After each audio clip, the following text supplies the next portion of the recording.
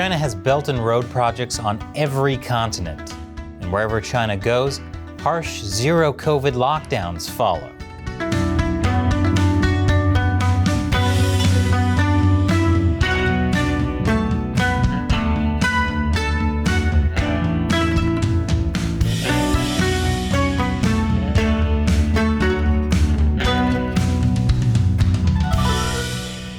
Welcome to China Uncensored. I'm Chris Chappell.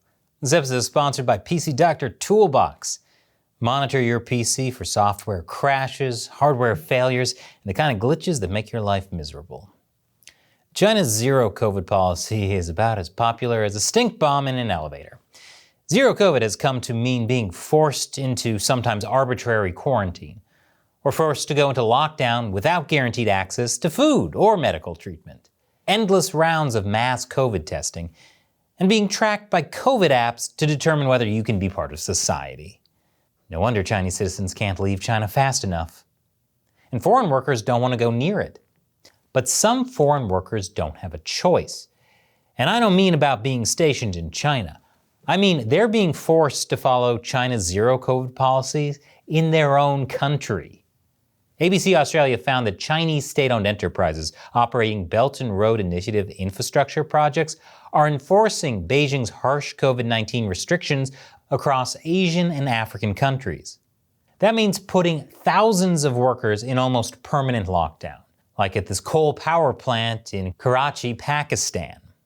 Pakistani workers say they haven't been allowed to leave their workplace without permission since March of 2020. If they do, they say they're afraid of being fired. The owner of the plant, Power China, claims that workers were allowed to enter or leave the plant for regular holidays all the time. But ABC said some of the workers' leave application forms said they had been locked inside the plant for 6 months. And it wasn't all roses when they got permission to leave either. Workers say that once they got back, they were forced to quarantine without pay, and in pretty squalid conditions at that. This is their quarantine facility. Yes, that is actually animal poop on the floor of the quarantine facility. And if you're wondering how many people this room sleeps, the answer is 10. Yes, 10 people and whatever animals left those presents for them. One worker told ABC that there sometimes wasn't any running water or electricity during his 40-day quarantine. Not that this is really about quarantining if you're staying in a room with 9 other people. A spokesman for Power China's local subsidiary claimed only those who tested positive had to quarantine for more than 2 weeks. He also said workers were paid for that time and that they got bonuses for being in constant lockdown. Yes, the bonus was not having to live in a room with 9 other people and animal poop. Either way, it's hard to say this is really about the health of the workers, as he claims. If they really cared about the health of their workers, their kitchen wouldn't look like a New York City dumpster. Seriously, that looks like Armageddon just happened and the only things still alive are cockroaches. The company admitted to a Pakistani regulator that the lockdowns were just the lowest cost option to prevent the spread of COVID. I'm guessing lowest cost is also the reason there were 10 people to a room and no running water. Now you might be wondering when the zero COVID lockdown is going to end. Well, the company didn't really have an answer to that. Mr. Zhao said there had been discussions among the project's senior management about lifting the restrictions after January next year, but it would ultimately be the Chinese government's decision. Yes, the Chinese government is setting the rules for Pakistani and Chinese workers in Pakistan, which is probably why the company feels the need to put out cheery press releases assuring the public that business manager Fazal is happy to work here. But it gets worse. Pakistan already lifted COVID restrictions for vaccinated people in March. Despite that, the Pakistani government is helping China enforce its lockdowns by providing security. Apparently, Chinese projects need protection because they're kind of controversial in Pakistan, which is why members of the Pakistan military are policing the Karachi power plant. Seeing how they treat their workers, I can't imagine why Chinese projects are controversial. The Chinese Communist Party portrays the Belt and Road Initiative as a global infrastructure program. The party claims it's exporting its technical know-how for the benefit of other countries. It boasts about how many local jobs the Belt and Road creates and how its projects are making life better for residents. but they come with some, shall we say, downsides too? I'll tell you more after the break. Welcome back. The Belt and Road Initiative is now in about 140 countries. China claims it brings jobs and builds important infrastructure all over the world. But it's not the win-win scenario that China makes it out to be.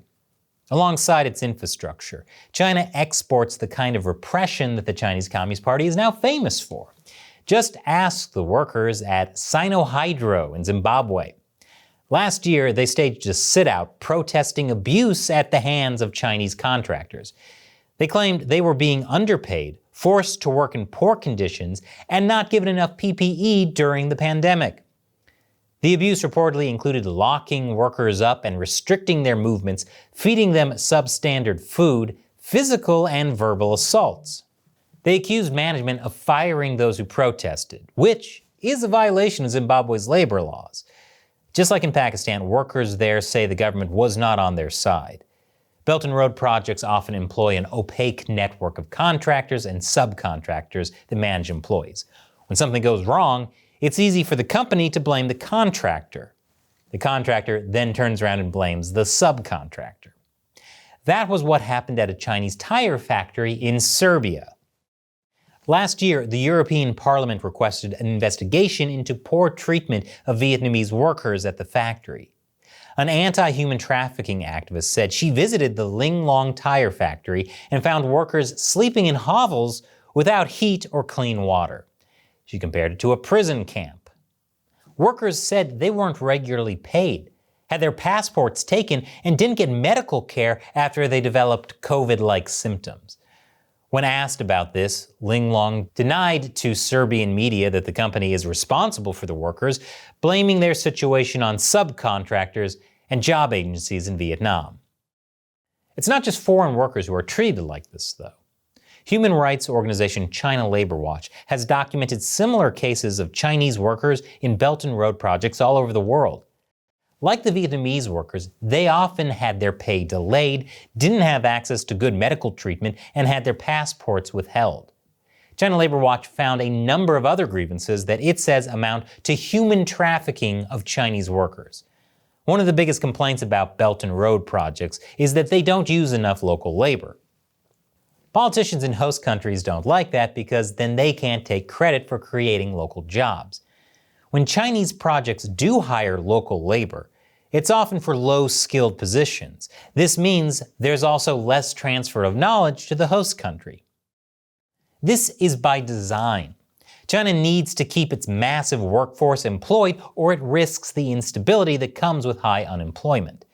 And unlike the locals, Chinese workers have few tools if they want to protest.